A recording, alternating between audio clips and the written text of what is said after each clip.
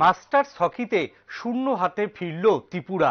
মহারাষ্ট্রের কাছে হারল ত্রিপুরা রাজ্য দল।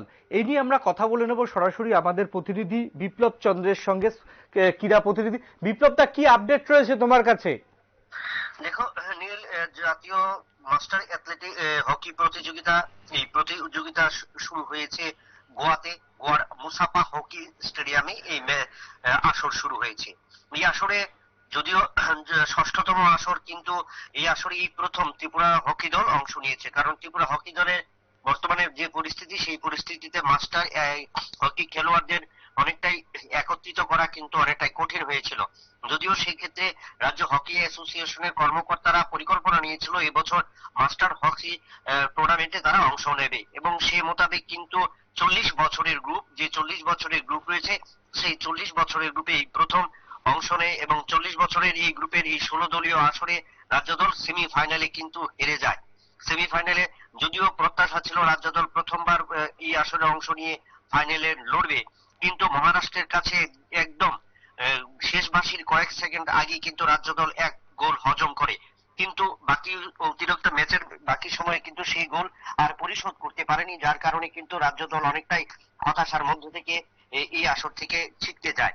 যদিও রাজ্য দল নিজেদের অভিযানটা ভালো শুরু করেছিল, শক্তিশালী তেলেঙ্গানার বিরুদ্ধে তারা জয়লাভ করেছিল 3-0 গোলে, এবং দ্বিতীয় ম্যাচে তারা হারিয়েছিল গুজরাটের সাথে 1-1 গোলে ম্যাচ ড্র করে, এবং তৃতীয় ম্যাচে তারা কেরলকে হারিয়েছিল। এবং এই 3টি ম্যাচে যখন শেষ হবার পর রাজ্য দল মোট 7 পয়েন্ট পায়, এবং 7 পয়েন্টে গ্রুপ রানার্স হয়, এবং গ্রুপ রানার্স হয়ে সেমিফাইনালে যোগ্যতা অর্জন করে। এবং সেখানে রাজ্য দল প্রত্যাশা ছিল, কিন্তু সকালে খেলা এবং বিকেলে খেলা একইতে হলো। 40 বছরের উপরে বেশিরভাগ খেলোয়াড় যারা দীর্ঘদিন মাঠের সাথে যোগাযোগ ছিল, কিন্তু মাঝখানে বিচ্ছিন্ন থাকার কারণে অনেকটাই ঘাটতি বা দুর্বলতা পরিলক্ষিত হয়েছে।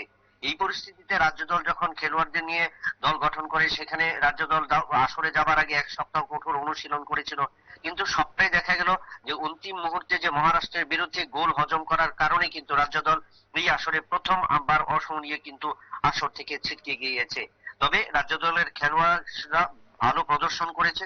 তবে সেখানে রাজ্য দলের কোচ এবং রাজ্য দলের যিনি ম্যানেজার বা অফিসিয়াল রয়েছেন, চন্দন কুমার দেব, জানিয়েছেন অসাধারণ পারফরমেন্স। তাছাড়া দলের অন্যান্য খেলোয়াড়দের সাথেও কথা হয়েছে, তাতেও তারা আশাবাদী যে কম করে আরো বেশ কিছু দিনের যদি সুযোগ পাওয়া যেত অনুশীলনে, তাহলে কিন্তু এবছর রাজ্য দল একটা চ্যাম্পিয়ন কিংবা রানার্স হয়ে কিন্তু রাজ্যে ফিরতে পারত। কিন্তু প্রত্যাশা পূরণ হয়নি। তবে সেই ক্ষেত্রে দলের যে কোন জায়গাটা একেবারেই ঘাটতি বা দুর্বলতা রয়েছে, সেটা কিন্তু তারা পরখ করেছে। একেবারেই বিপ্লব দা, আমাদের সঙ্গে থাকার জন্য তোমাকে অনেক ধন্যবাদ। রাজ্য দলের খেলোয়াড়রা সেমিফাইনালে হেরে গেল মহারাষ্ট্রের কাছে। 1-0 গোলে তারা পরাজয় স্বীকার করেছে। এখনকার মতো নিয়ে নেব ছোট্ট একটা বিজ্ঞাপনের বিরতি।